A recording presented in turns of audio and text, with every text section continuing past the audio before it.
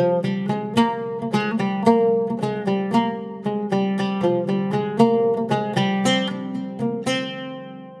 இன்னைக்கு குழந்தைங்களுக்குலாம் ரொம்ப பிடிச்சமான தேங்காய் பர்ஃபி எப்படி செய்கிறதுன்னு பார்க்க போகிறோம்.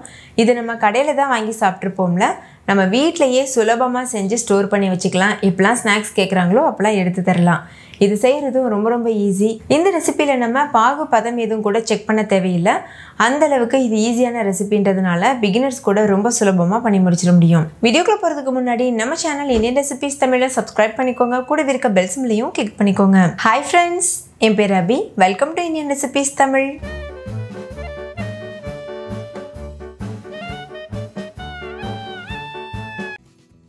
ஃபர்ஸ்ட் இந்த ரெசிபி பண்ணுறதுக்கு ஒரு கடாயில் 2 கப் அளவு சர்க்கரை சேர்த்துக்கோங்க.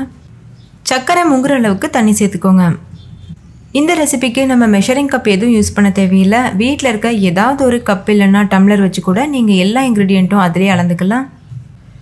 இப்போ இந்த சர்க்கரை வந்து முழுமையாக கரைஞ்சிட்டு நல்லா கொதிச்சு வரட்டும். அது வரைக்கும் நம்ம வெயிட் பண்ணணும். இடையிடையில் கலந்துட்டே இருங்க. இதுக்கு நான் ஏற்கனவே சொன்னது போல் பாகு பதம் எதுவும் தேவையில்லை. ஜஸ்ட் இந்த சர்க்கரை நல்லா கரைஞ்சிட்டு கொதி வந்தால் போதும்.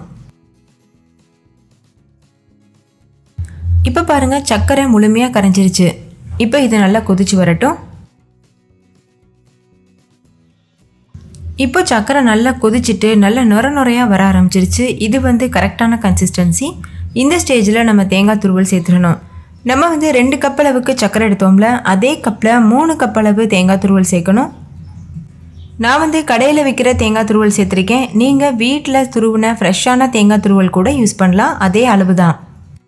இப்போ இது பார்க்குறதுக்கு ரொம்ப தண்ணியாக இருக்குல்ல, இது நல்லா கெட்டியாகிட்டு வரும். அது வரைக்கும் நம்ம கலந்துகிட்டே இருக்கணும். இப்போ இதில் 1 டேபிள் ஸ்பூன் நெய் சேர்த்துக்கோங்க. நெய் சேர்த்து பண்ணும்போது நல்லா வாசனையாக மணமாக இருக்கும். ஸ்டவ்வை வந்து லோ ஃப்ளேமில் மீடியம் ஃப்ளேமில் மாற்றி வச்சு கலந்துகிட்டே இருங்க. கைவிடாமல் கலந்துகிட்டே இருக்கணும். இல்லைனா தேங்காய் வந்து அடிப்பிடிக்கிறதுக்கு வாய்ப்பு இருக்குது. இப்போ பாருங்கள், ஓரளவுக்கு திக்காக ஆரம்பிச்சிருச்சு. இது இன்னும் நல்லா முழுமையாக திக்காகும். அந்த வரைக்கும் நம்ம வெயிட் பண்ணணும். ஸ்டவ்வை வந்து இடையிடையில் ஹை ஃப்ளேமில் வச்சு கலந்துகிட்டே இருங்க. பாருங்கள், இப்போ நல்லாவே திக்காக ஆரம்பிச்சிருச்சு. இன்னும் கொஞ்ச நேரத்தில் இது கரெக்டான கன்சிஸ்டன்சிக்கு வந்துடும். இப்போ பாருங்கள், இது ஒரு அல்வா கன்சிஸ்டன்சிக்கு வந்துருச்சு. இது வந்து பெர்ஃபெக்டான கன்சிஸ்டன்சி. இந்த ஸ்டேஜில் ஸ்டவ் ஆஃப் பண்ணிவிட்டு நெய் தடவின பிளேட் அப்படி இல்லைன்னா ட்ரேயில் மாற்றிடுங்க. நான் வந்து அதிக குவான்டிட்டியில் பண்ணியிருந்ததுனால முழுமையாக தயாராகிறதுக்கு 30 நிமிஷம் ஆச்சு. நீங்கள் குறைவான குவான்டிட்டியில் பண்ணிங்கன்னா கொஞ்சம் நேரம் தான் ஆகும். இந்த பதத்தை மட்டும் நல்லா பார்த்துக்கோங்க. அல்வா கன்சிஸ்டன்சியில் இருக்கணும். பாருங்கள், இது வந்து கரெக்டான கன்சிஸ்டன்சி. இப்படி இருந்தால் தான் நம்ம வந்து கட் பண்ணும்போது நல்லா சாஃப்டான தேங்காய் பர்ஃபி கிடைக்கும். இதை விட ரொம்ப திக்காக இருந்தால் ரொம்ப ஹார்டாக இருக்கும். அதே மாதிரி இதை விட தண்ணியாக இருந்தால் பர்ஃபி வந்து கட் பண்ணுறதுக்கு வராது, அல்வா போல் இருக்கும். ஸோ இந்த பதம் தான் ரொம்ப முக்கியம். இப்போ வந்து இது போல் ஸ்ப்ரெட் பண்ணிக்கோங்க. நான் வந்து அதிகமாக செஞ்சுருக்கிறதுனால ட்ரேயில் ஊற்றிருக்கேன். நீங்கள் வீட்டில் இருக்க பிளேட்டில் கூட நெய் தடவிட்டு இது போல் செட் பண்ணலாம்.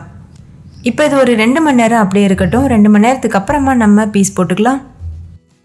இப்போ பாருங்கள், இந்த மாதிரி சம அளவுக்கு லெவல் பண்ணதுக்கு அப்புறமா இதை அப்படியே ஆற வச்சுருங்க. 2 மணி நேரத்துக்கு அப்புறமா நம்ம பார்க்கலாம். இப்போ வந்து ஒரு 2 மணி நேரம் ஆயிருக்கு. லேசாக வெதுவெதுப்பான சூட்டில் இருக்குது. இந்த ஸ்டேஜ்லேயே நம்ம இதில் பீசஸ் போல் கட் பண்ணி வச்சிடலாம். முழுமையாக ஆறுனதுக்கப்புறம் கரெக்டான ஷேப்க்கு நம்மளால் கட் பண்ண முடியாது. அதனால் இப்போவே இது போல் பீஸ் பண்ணி வச்சிடலாம்.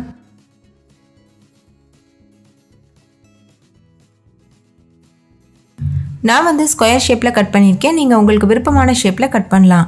இப்போ கட் பண்ணதுக்கப்புறமா இது அப்படியே ஒரு ஓரமாக வச்சுருங்க. இது முழுமையாக ஆறட்டும். இப்போ பாருங்கள், இது முழுமையாக ஆறிடுச்சு. நம்ம தொட்டு பார்த்தாலே தெரியும் நல்லா வந்து ஆறியிருக்கு. இதில் மறுபடிக்கும் இது போல் கீரல் போட்டுட்டு நம்ம இதை பீஸாக வெளியில் எடுக்கலாம். அவ்வளோதான், தேங்காய் பர்ஃபி சூப்பராக தயாராகிருச்சு.